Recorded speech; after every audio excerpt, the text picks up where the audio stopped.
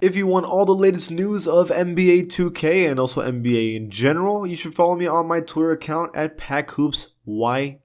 Not only that, I do giveaways all the time when it comes to VC, games, and also even consoles. So check it out, follow me, and see you there. We have our first official trade of the NBA for NBA 2K22. I'm going to cover that in today's video. ¿Qué pasa to the pack? It is Pack here. Before this video starts, please be an OG, join the pack, and subscribe, and leave a like on the video. It helps the channel out a lot. God, I love doing roster stuff. It's super fire.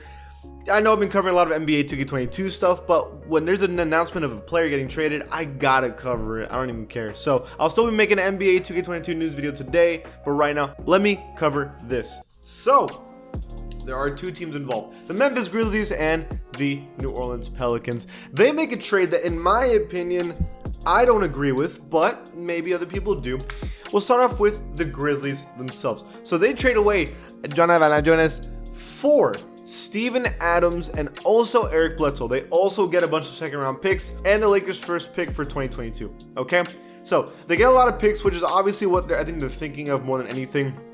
But they get Steven Adams first off. Okay. If you straight up trade Steven Adams for Jonas Valanciunas, I cannot see how in any way that's beneficial for you.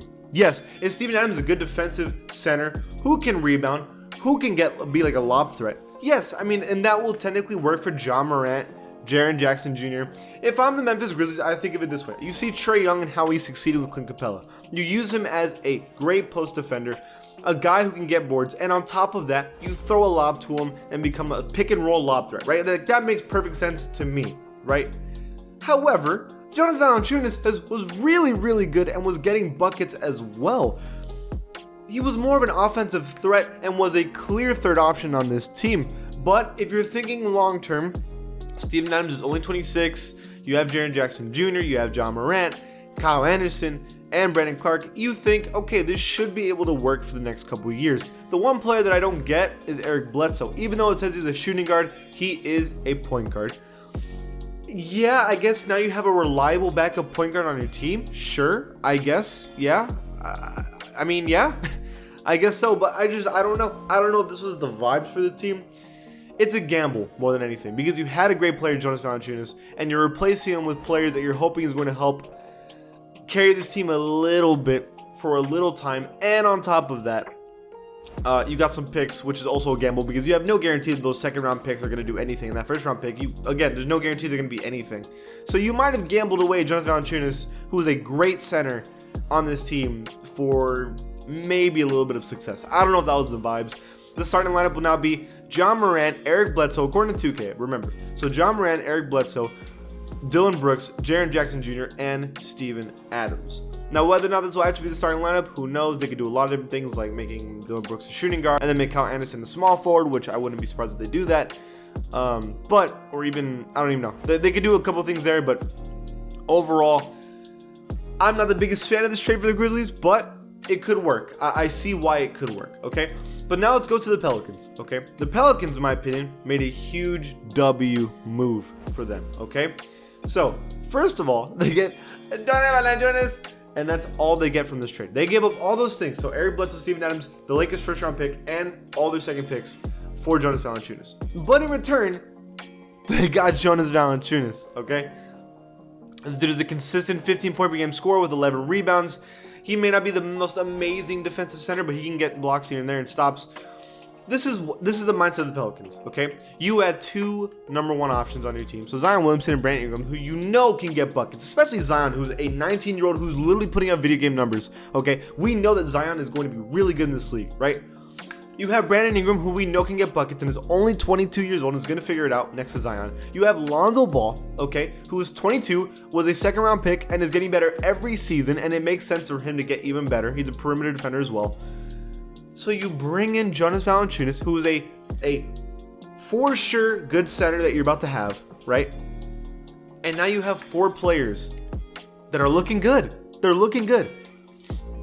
And they had their first pick, from my understanding, they had their first pick in the draft. And their young talent with Jackson Hayes.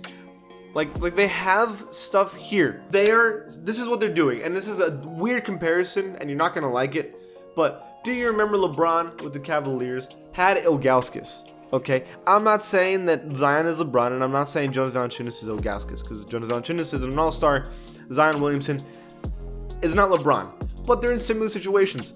Zion Williamson is a young talent that we all expect to be amazing in the NBA, putting up video game numbers early on in his career, kind of LeBron. Jonas Valanciunas is a center that can do so many different things for you, borderline all-star, and is playing very, very well. Ilgauskas, that's all I'm saying. On top of that, you have Brandon Ingram. This is a great gamble for the Pelicans, because Eric Bledsoe, you should have traded off rip. Like, there was no reason for him to be on the team in the first place. And then Steven Adams isn't a bad center, but it just doesn't fit what this team kind of needs, especially with Zion, who's a slasher.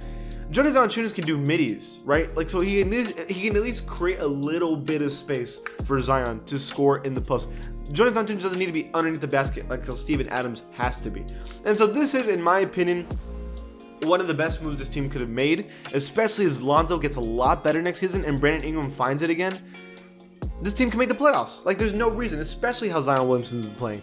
And then, of course, if their draft pick is decent and they get someone in free agency, like, they're looking at a team that should be able to make the playoffs in the West. Should be. On paper. That's a different thing. So, starting lineup according to 2K. Lonzo Ball, Alexander Walker at the shooting guard, Brandon Ingram, Zion Williamson, and Jonas Valanciunas.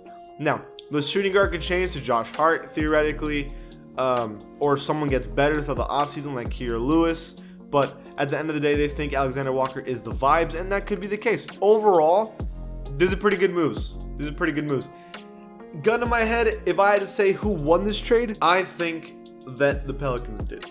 But the Grizzlies, it's kind of like the Pelicans did something to make sure they got something confirmed in return to be good, while the Grizzlies got something that was a gamble and hoping it's going to work for the future. That was basically the trade. So even though I think the Pelicans won the W today, the Grizzlies could win it in a year or two. Does that make sense? So overall, I get why both teams made the trade. I think the Pelicans won out on this one so far. What do y'all think? I want to know your opinions about this trade in the comments below. Who do you think needs to be traded? Who do you think is going to be traded? I want to know that as well. Leave a like on the video. Subscribe to the channel. See you guys next time.